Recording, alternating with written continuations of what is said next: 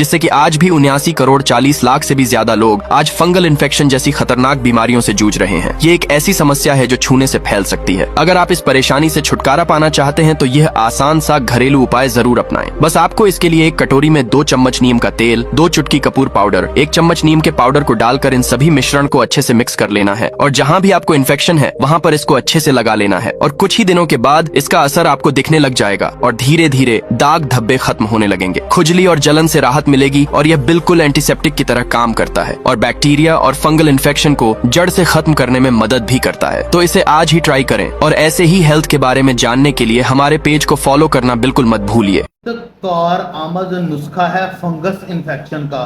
Video बनाने का मकसद ये है कि मेरे पास काफ़ी ज़्यादा मरीज़ इसी मौसम में आते हैं, बरसात के मौसम में या गर्मियों के मौसम में पसीने की वजह से काफ़ी ज़्यादा स्किन में इन्फेक्शन हो जाता है जिसको हम फंगस इन्फेक्शन कहते हैं और ये एक आम मर्ज होता जा रहा है।